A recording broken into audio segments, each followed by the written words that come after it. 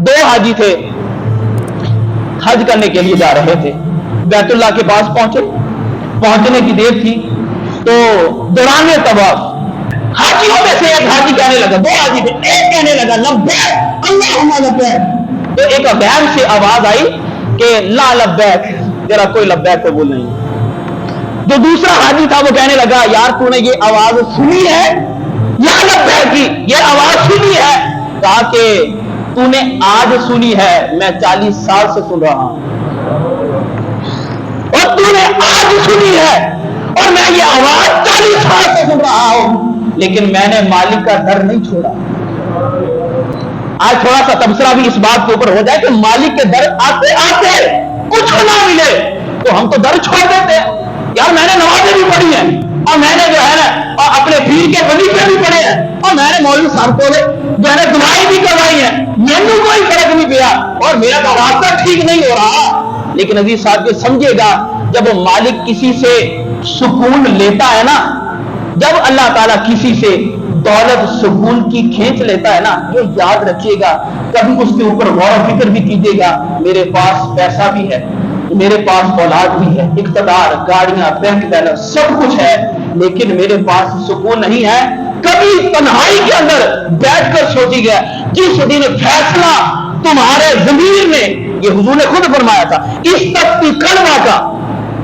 एक तो आप फतवा मुफ्तियों से लेते हैं, फरमाया इस तख्ती कलमा का, फरमाया अपने दिल से भी फतवा लिया था, इस दिल से भी फतवा ले, फरमाया कि जब तेरे दिल से अच्छा फतवा निकलेगा ना तो तुझे अल्लाह ताला सुकून की दौलत भी अता फरमा देगा। जब तेरे अंदर से आवाज आई कि मुझसे गुनाह हुए, मुझसे पाप हुए, मुझसे खताएं हुई, मेरी निगाह में पाप हो गई, मेरा दिल में पाप हो गया, सब कुछ होने के बावजूद मेरे पास सुकून नहीं है, बस उस वक्त उठना और अल्लाह के दरबार आकर इस्तिग़फ़ार करना और 2 रकात नमाज नफल तौबा के अदा करना, अल्लाह ताला तेरी परेशानी को सुकून की दौलत में तब्दील करवा देगा। हम हर चीज करने के बाद ना कुछ चाहते हैं, हमने नमाज पढ़ी तो हम क्या चाहते हैं, कुछ मिले, हमने रोजा रखा है तो चाहते कुछ मिले, हज किया है उसके बाद चाहते हैं कुछ मिल जाए। लेकिन अजीज साथियों याद रखिएगा, इबादत करने के बाद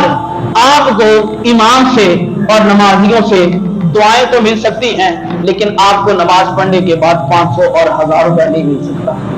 याद रखिए,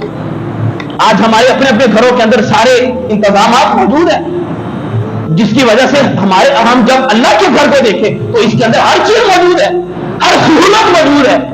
नरम कालीन मौजूद है, पंखे मौजूद हैं, चिल्लर मौजूद है, नरम सफे बिछा दी गई और नमाजियों के लिए कैमरे भी लगवा दिए गए ताकि कोई नमाजी हमारा गायब भी ना हो जाए और गुम भी ना हो जाए, सारी चीजें कर दी गई। लेकिन इसके बावजूद मसाजिद अल्लाह के घर वो हमसे खाली क्यों खाली है? इसके पीछे राज यही है कि हम चाहते हैं हमें हर अमल के बाद कुछ ना कुछ दिया जाए। ये याद रखिएगा, मालिक तुम्हें नमाज पढ़ने के बाद वो पैसा तो नहीं दे सकता, लेकिन मालिक तुझे नमाज पढ़ने के बाद ठंडी नींद जरूर अता फरमा सकता है। और उस एक हाजी ने कहा था कि मैंने 40 साल से यही जुमला सुन रहा हूं, लानत है, तेरा कोई हज कबूल नहीं, कोई लानत है, तेरी कोई हाजिरी कबूल नहीं। कहा कि तूने आज सुना है, मैं 40 साल से सुन रहा हूं। कहा कि फिर इस दर को छोड़कर क्यों नहीं जाता,